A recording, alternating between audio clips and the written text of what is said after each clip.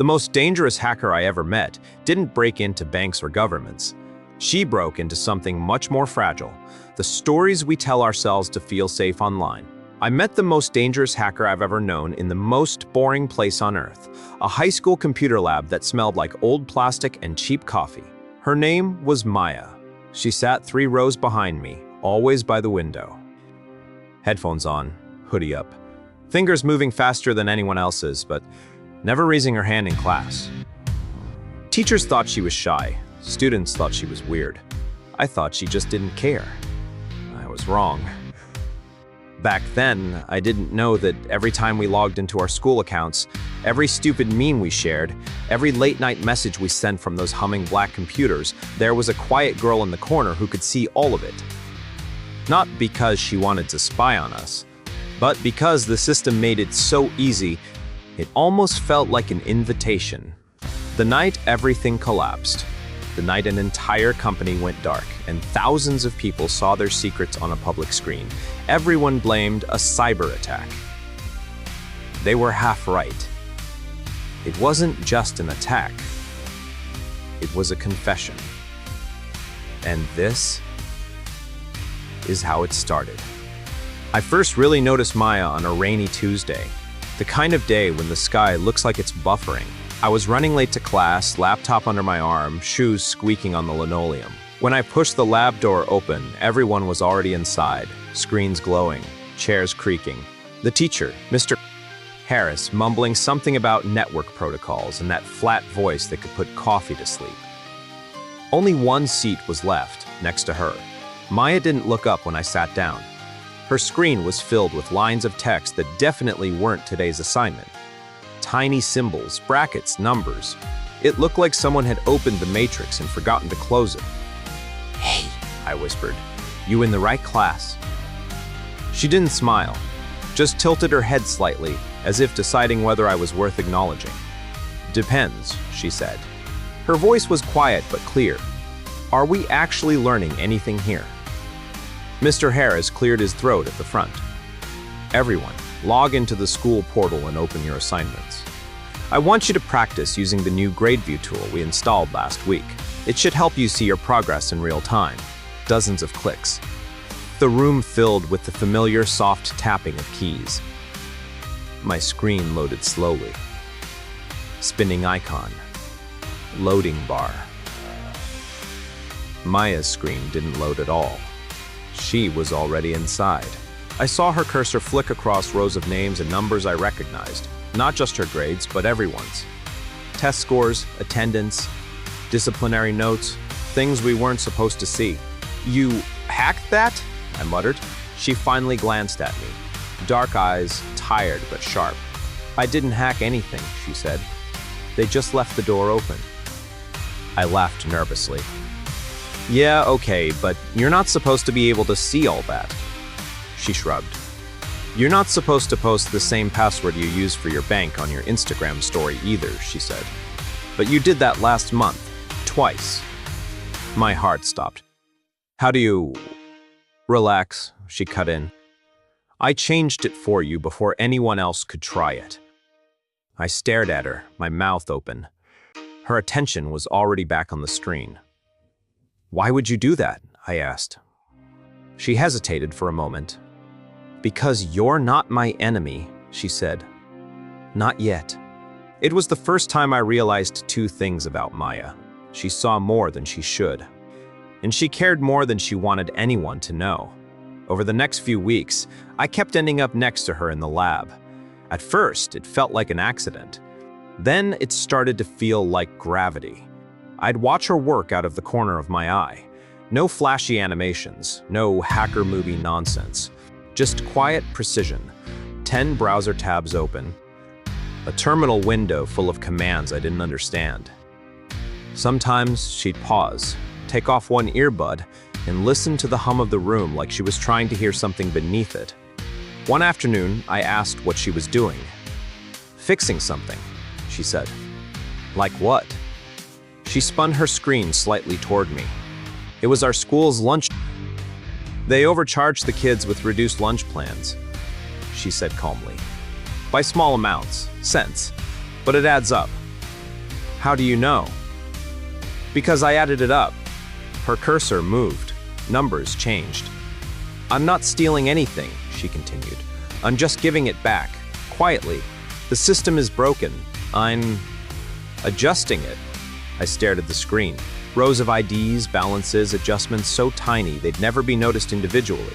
You know that's illegal, right? I whispered. She gave me a sideways look. If someone steals from you and you take it back, is that illegal? Or is that just correcting the story? She asked. I didn't have an answer. In that moment, I saw the shape of Maya's world. Not good versus bad, not legal versus illegal. Just the turning point came the night the storm hit. Not a metaphorical one, a real storm. Rain slammed against my bedroom window. The Wi-Fi kept cutting in and out. I was half asleep over my homework when my phone buzzed. You awake? I blinked at the message. We rarely talked outside of school. Me, yeah, what's up? 3 dots. Pause. Maya, I need you to see something. Don't screenshot, don't save.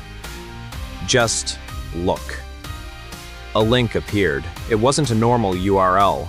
Long string, numbers and letters, encrypted. I hesitated, then clicked. My browser opened to a plain white page with a simple header. Orion Dynamics Internal Access Portal. What is this? I typed. No response. On the page, there was a login form. Email, password. Below it, in tiny letters, a link, Diagnostics. I clicked Diagnostics. I expected an error.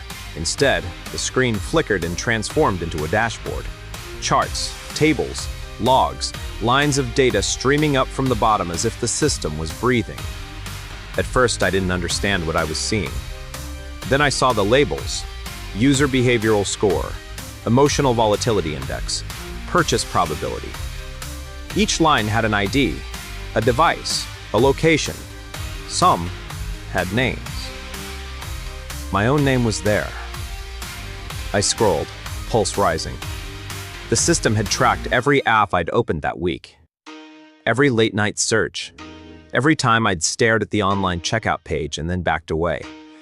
Every message I'd typed and deleted. What is this? I whispered to no one. Finally, a new message popped up from Maya. Maya, Orion Dynamics. They make that free homework app the school forced everyone to install. My stomach twisted. Me? You hacked them? Maya followed the trail. They hacked you first. I scrolled again. There were categories. Most anxious users, most impulsive buyers, most vulnerable to late-night ads. Next to each profile, there were notes. Predictions. Will click if offered discount. Responds to guilt-based messaging. Slows scrolling when shown content about loneliness. It felt like someone had taken the inside of our heads, flattened it into a spreadsheet, and sold it. How long has this been going on? I typed. Years. Maybe since middle school. I could almost hear her breathing through the screen. They don't just know what you do, they know how to make you do more. Lightning flashed outside my window. The room flickered. Why are you showing me this? I wrote. Her reply took longer this time. Maya. Because I need someone who still thinks this is wrong. Over the next few days, she told me the rest. Orion Dynamics had contracts with our district, our neighboring districts, half the state. Their free tools were everywhere. Homework apps, grade trackers, campus maps. In exchange for saving schools money, they took data. Not just clicks, patterns. They label us like products, Maya said one afternoon in the empty lab. They know which kids are easier to push into buying things. Which ones will stay up all night doom scrolling. Which ones are more likely to break. Break? I repeated. She nodded. That volatility index, it doesn't just measure who might buy a hoodie during a sad playlist. It can predict who might spiral if you show them just the right mix of fear and hope. They sell that to advertisers, maybe to more than advertisers. Her hands were shaking, just a little. You sound like a conspiracy channel, I said, half joking, trying to breathe. I know, she answered. That's the worst part. It sounds crazy until you see the invoice folder. She tapped a few keys, a new window opened, invoices, millions of dollars, descriptions that sounded like nothing and everything at once. Behavioral segmentation package, tier 3. High risk, high engagement youth cohort. Late night conversion optimization test group. You can't fix this, I whispered. It's too big. She stared at the numbers for a long moment. I can't fix the world, she said, but I can break this story open. At first, her plan was simple. We leak it, she said, anonymously, to journalists, to regulators, to anyone who can't ignore it. We show the invoices, the profiles, the way they rank kids like lab rats. Is that safe? I asked. No, she said, but it's necessary. We spent nights in the lab after hours, the room lit only by screens and the occasional passing headlights outside. I watched as Maya moved through Orion's systems like she'd built them herself. She never bragged, never smiled. Her face was calm, but her shoulders were tight enough to snap. Don't you ever get scared? I asked once. All the time, she said without looking away from the code. Fear isn't the problem. The problem is when you let fear decide what kind of person you're going to be. She paused, hands hovering over the keyboard. I used to think staying invisible made me safe, she added quietly. Now I'm starting to think it just made me an accomplice.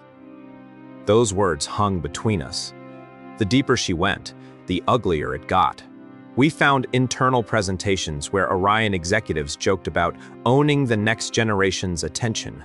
Pilot programs where they A/B tested different types of push notifications on students flagged as socially isolated. They're not just selling ads, Maya said one night, her voice hoarse. They're running psychological experiments on kids who never agreed to be experiments. I felt sick. So we leak it, I repeated, the whole thing. Yeah, she said, but we have to do it right. If I just drop files online, they'll say it's fake or that the data was taken out of context. I need a way to make them feel, even for a moment, what it's like to be watched like this. She stared at a blank text editor for a long time. Then she started to write. Not code. A message. The message was simple. You have been watching them. Tonight, they will watch you. Below it, she wrote a line of code that made me shiver. What does it do? I asked. It flips the mirror for one night, she said. When Orion executives log in, they'll see their own behavioral profiles on the big screen, their own searches, their own patterns, the ones they thought no one was watching. And at the same time, every school portal connected to them will show a single page. The truth about what they've been doing. Isn't that dangerous? I asked.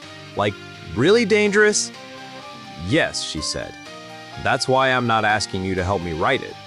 I just needed you to know why I'm doing it. Her eyes finally met mine. If anything happens, she added, tell them I did it because I was tired of living in a world where kids are the product and lies are the TOS. I swallowed hard. Maya, if you do this, they'll come after you. They already came after you, she said. You just didn't see them. The night she pushed the final command, the lab was almost empty, just the two of us and the soft hum of machines that didn't know they were about to become witnesses. Last chance to walk away, I said. She took a deep breath. This isn't about being a hero, she replied. It's about refusing to stay a ghost. Her fingers flew over the keys one last time. Enter. For a moment, nothing happened. Then, one by one, the screens around us blinked. Our school portal logged every active user out. When they tried to sign back in, they didn't see their homework. They saw a message, your data is not free. Your attention is not a toy. You deserve to be asked. Below it, screenshots of Orion's dashboard scrolled slowly. Behavioral labels, invoices, terms no one had ever explained to us. Across town, in Orion's headquarters, a massive wall display flickered and lit up with something new. Profiles. Location, executive floor, users themselves. For one night, the watchers were the watched. The fallout was immediate. By morning, news alerts were everywhere. Major education tech provider suffers massive data breach. Student data exposed in overnight cyber attack.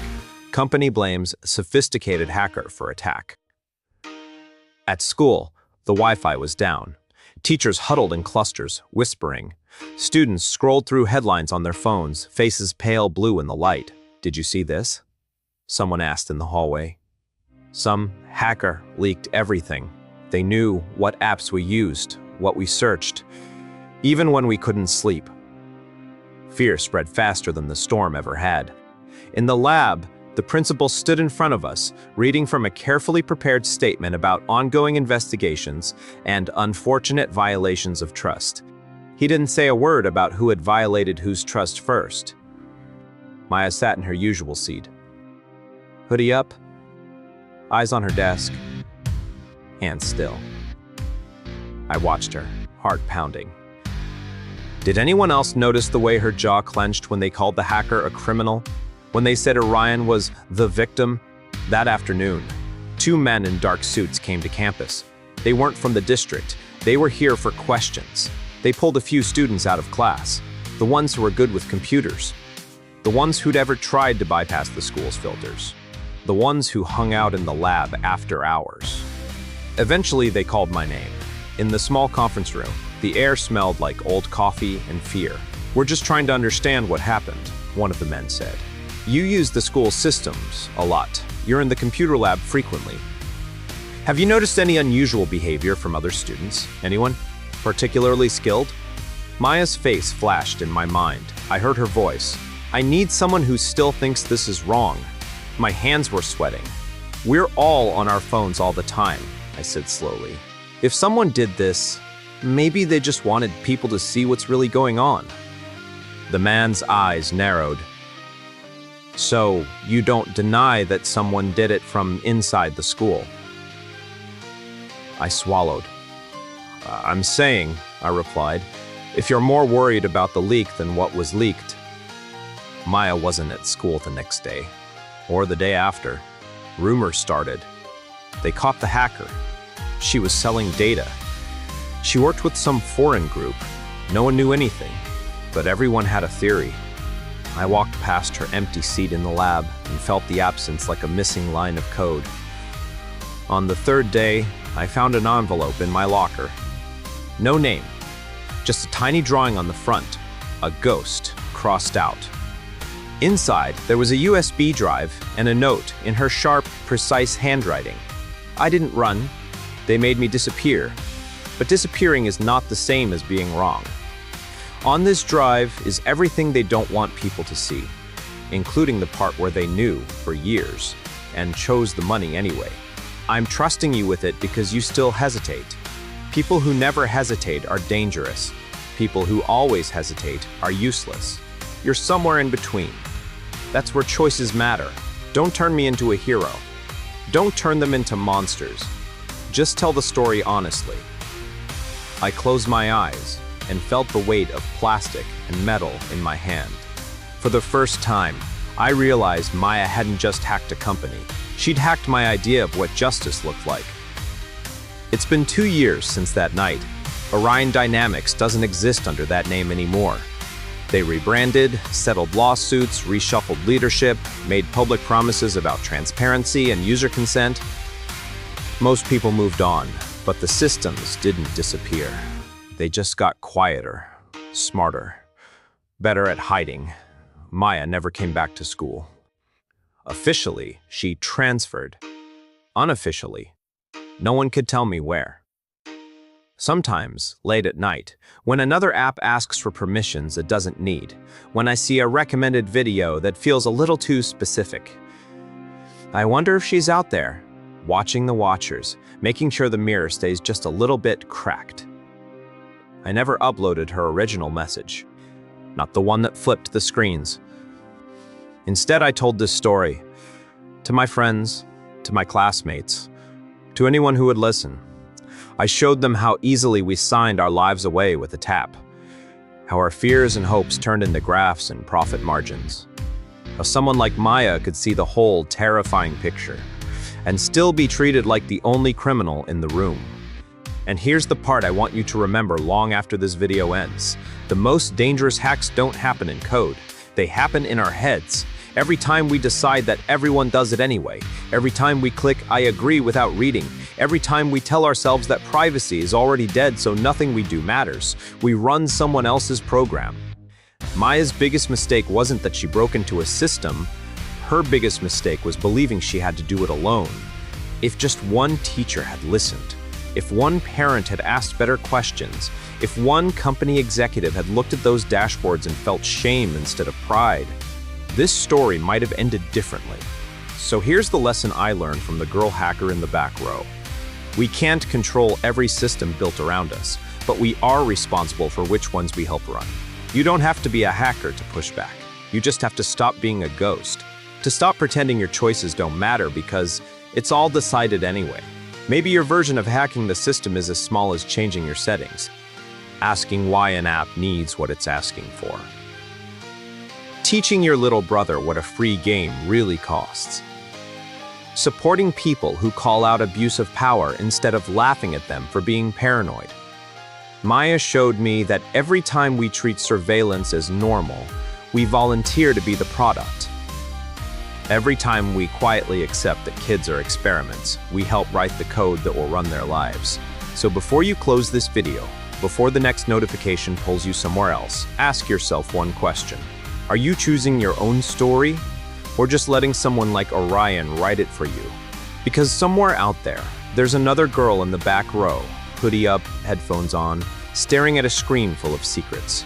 The real question is, when she decides what to do, will she be alone? In the next video, we're not telling a story.